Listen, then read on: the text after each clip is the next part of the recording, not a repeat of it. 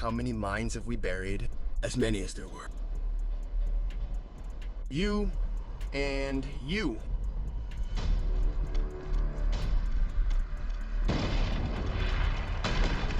Everybody get to the basement.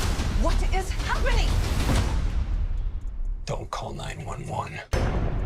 Hey. Move.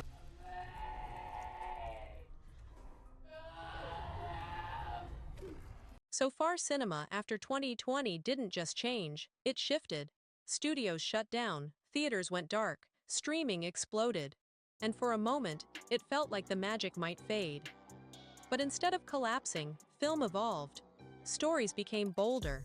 Filmmakers took bigger risks, genres blurred, and audiences started demanding more than just spectacle. They wanted meaning.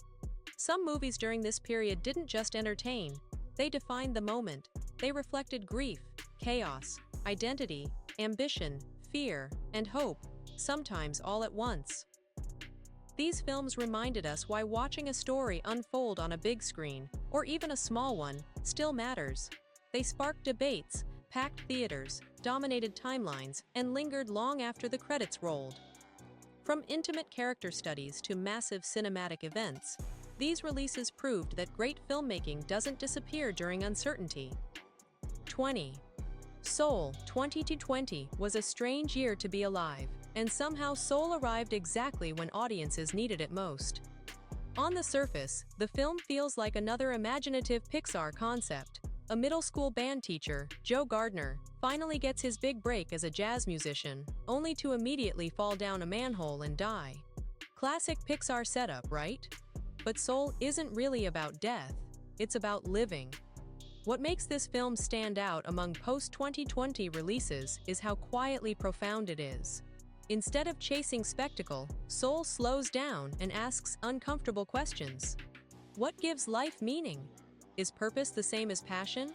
And what happens when you finally achieve your dream, only to realize it didn't magically fix everything? Visually, the movie is stunning. The contrast between New York City's textured realism and the abstract, minimalist design of The Great Before is bold and unforgettable. But the real magic comes from the writing. Joe's journey isn't about becoming famous, it's about learning to appreciate the everyday moments he's spent his whole life overlooking. The character of 22 adds emotional depth and humor, challenging the idea that life needs a grand purpose to be worthwhile. Sometimes, existing is enough. Sometimes, enjoying a slice of pizza or feeling the breeze on your face is the point. In a year defined by uncertainty, Soul reminded audiences that meaning isn't found in some distant achievement. 19. Challengers. At first glance, Challengers looks like a sleek sports drama wrapped in a love triangle. But that description barely scratches the surface. What Luca Guadagnino delivers is a film fueled by obsession, not romance. Yes, there are three central characters. Yes, there's sex, jealousy, and rivalry. But the real relationship here is with tennis. Zendaya's Tashi isn't choosing between two men, she's choosing the game itself. Both Patrick and Art orbit her, drawn by her intensity and hunger for competition. Every conversation feels like a match. Every glance feels like a serve waiting to explode. The film's brilliance lies in how it mirrors emotional tension with athletic combat. Tennis becomes an extension of desire, ego, and control. The editing, sound design, and pacing keep the audience locked in, making even quiet moments feel charged. What elevates Challengers beyond surface-level sensuality is its character study.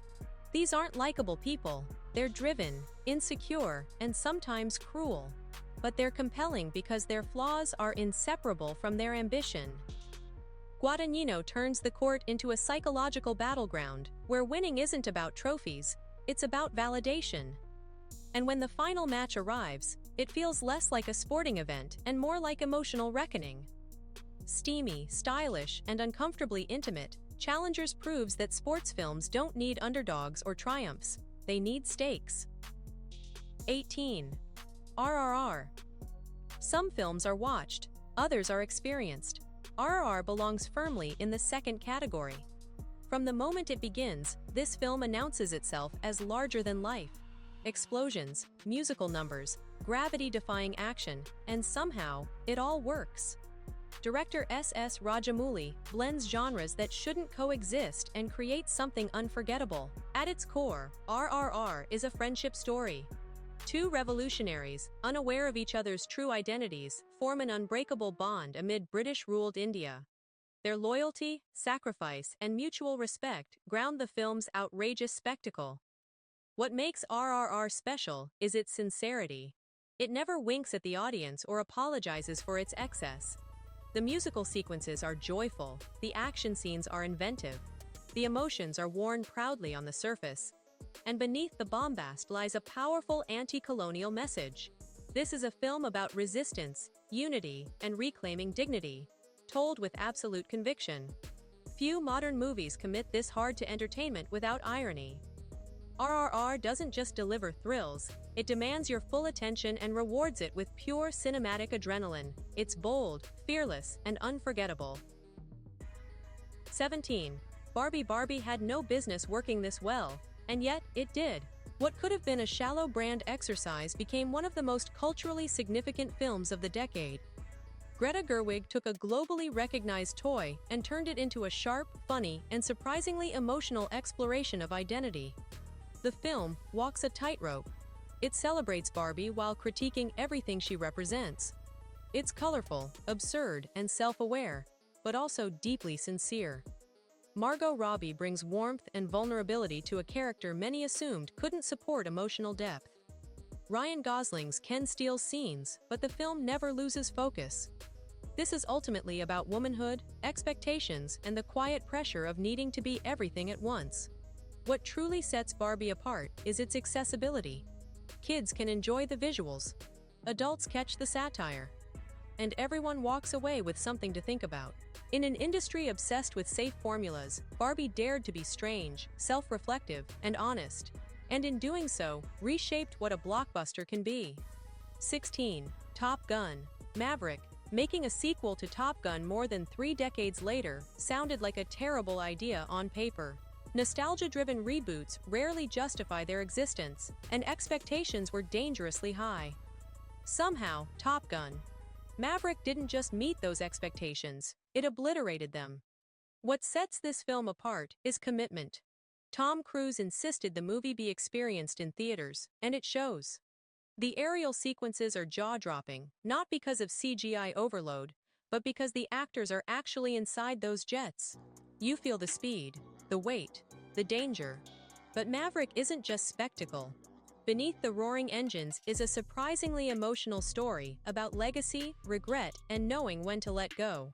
Pete "Maverick" Mitchell isn't chasing glory anymore.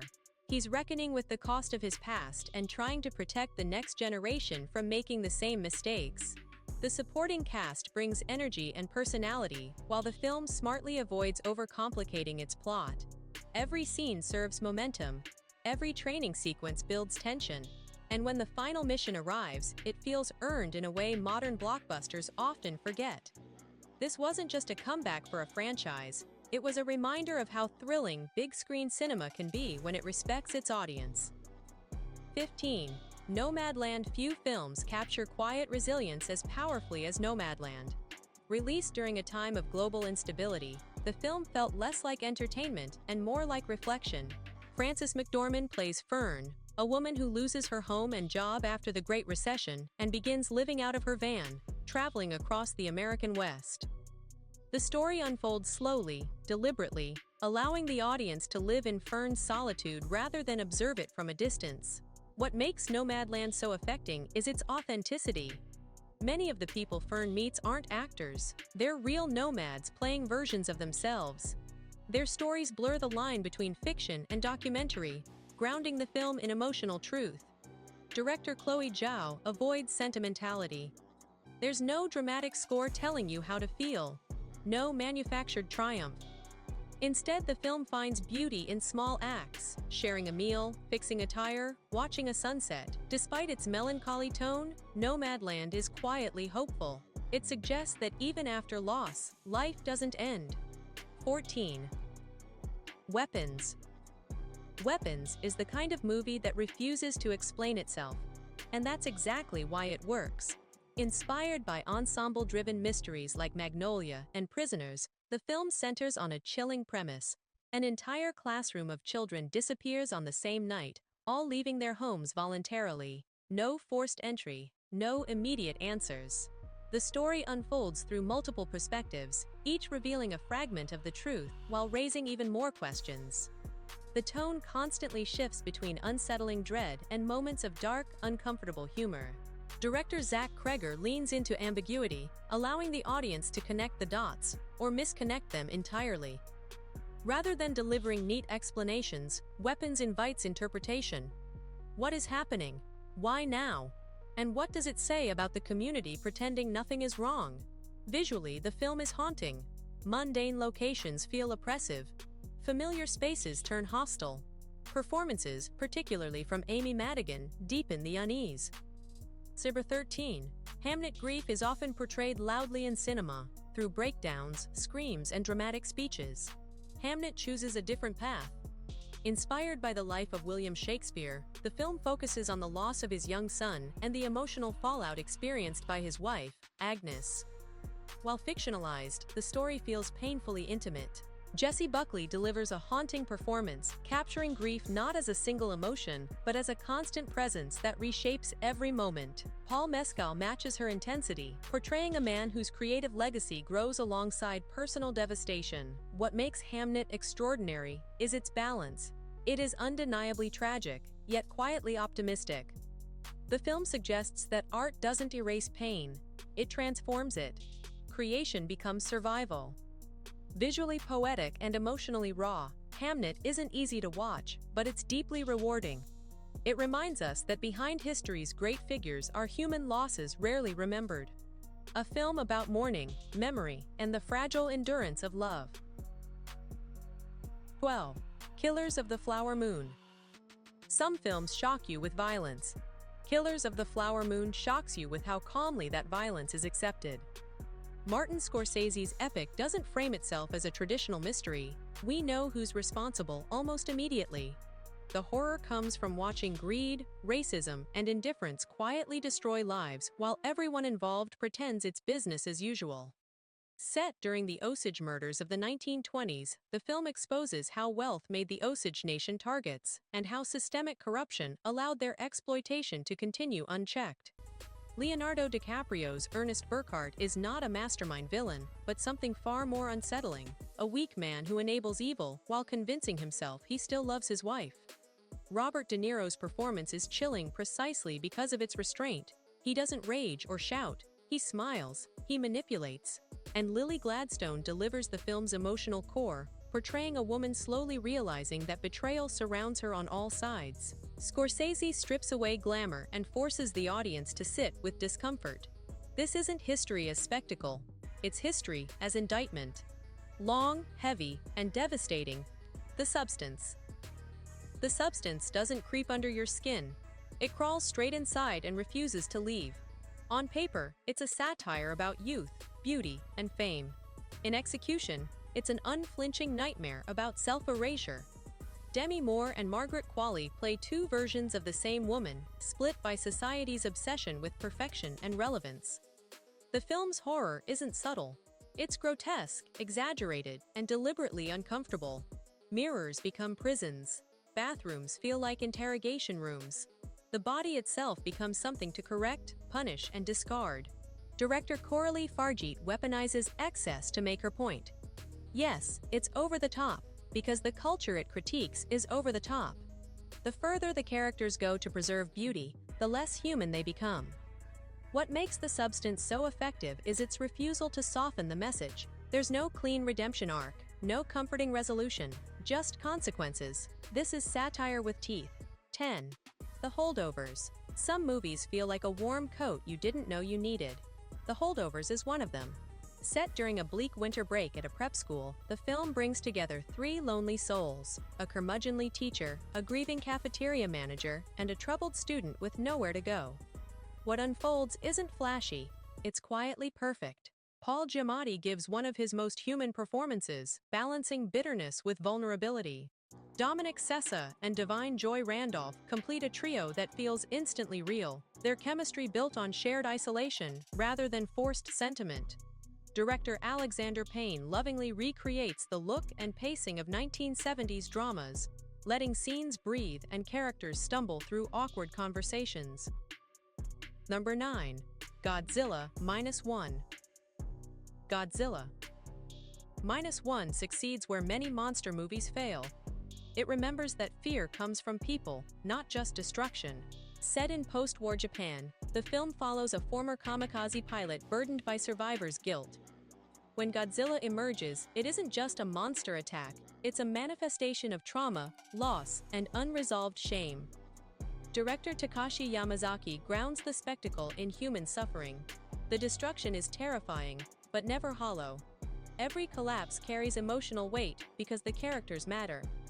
Godzilla himself is portrayed as pure terror, relentless, merciless, and unstoppable. Yet the film never loses sight of its allegory, echoing the franchise's origins as a response to nuclear devastation. By placing emotional storytelling first and spectacle second, Godzilla -1 delivers one of the most powerful entries in the series, and one of the strongest films of the decade. Number 8. Marty Supreme. Marty Supreme has no business being this intense, and that's exactly why it works. At its core, the film is about ping pong, but calling it a sports movie feels almost misleading.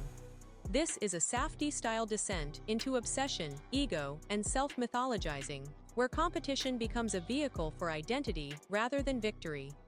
Timothée Chalamet gives one of the most unhinged performances of his career as Marty, a man convinced that belief alone can bend reality. His confidence isn't charming, it's combustible. Every scene vibrates with nervous energy, amplified by Josh Safdie's relentless pacing and jittery camera work. What makes Marty Supreme stand out is how it treats ambition like an addiction. Marty isn't chasing trophies, he's chasing validation. The faster he talks, the more dangerous he becomes, to himself and everyone around him. The film's comparisons to The Wolf of Wall Street aren't accidental, but this story feels smaller, sweatier, and more desperate. Fame here is fleeting. Talent is questionable. Delusion is undeniable. By the end, you're not sure whether Marty is a visionary or a cautionary tale, and that ambiguity is the point. Number 7. Spider-Man: Across the Spider-Verse. Across the Spider-Verse doesn't just raise the bar for animation, it shatters it. This sequel refuses to play safe, expanding the multiverse into a visual symphony of styles, textures, and rhythms. Every universe feels handcrafted, each frame bursting with intention. The film doesn't look animated, it looks alive. But beneath the spectacle lies a surprisingly heavy emotional core. Miles Morales isn't just fighting villains, he's fighting destiny, expectations, and the idea that suffering is mandatory for heroism. The film boldly challenges Spider-Man mythology itself, asking whether tragedy is truly necessary to become great. That question turns every action sequence into a moral conflict. Gwen Stacy's arc adds further depth, turning her world into an emotional echo chamber of isolation and rebellion. Meanwhile, the cliffhanger ending leaves audiences stunned, not because it's abrupt, but because it's earned. This isn't just a sequel, it's a statement about what animation and superhero storytelling can be. Number 6. Everything Everywhere, All at Once. Everything Everywhere, All at Once feels like chaos until you realize it's precision-engineered madness. Yes, it's loud, yes, it's absurd, and yes, it somehow manages to be one of the most emotionally grounded films of the decade. The Daniels used the multiverse not as a gimmick, but as a metaphor for regret, unrealized potential, and generational trauma. Michelle Yeoh delivers a career-defining performance as a woman drowning in possibility and responsibility. The film balances kung fu, hot dog fingers, and cosmic nihilism without collapsing under its own weight, because every joke serves a thematic purpose. At its heart, the story is about choosing kindness in a universe that doesn't care. That message lands harder than any punch or visual effect. By the time the film ends, it feels like you've lived multiple lifetimes and somehow walked away lighter. 5. Sinners is the rare blockbuster that entertains while cutting deep. Ryan Coogler blends horror, western, musical, and social commentary into something wholly original. Michael B. Jordan's dual performance anchors the chaos, portraying characters shaped by history, rage, and inherited pain. The film's genre shifts are bold but purposeful. Horror becomes memory. Music becomes resistance. Violence becomes consequence. Rather than offering easy answers, Sinners interrogates how cycles of oppression mutate across generations. Its supernatural elements feel mythic, rooted in cultural trauma rather than spectacle. The result is a film that feels epic without losing intimacy, ambitious without losing focus. By embracing risk, Sinners proves that blockbusters can still say something meaningful. Number 4. Anora. Anora feels like a fairy tale right up until reality kicks the door in. At first glance, Sean Baker's film seems like a modern riff on Pretty Woman, a whirlwind romance fueled by money, spontaneity, and illusion.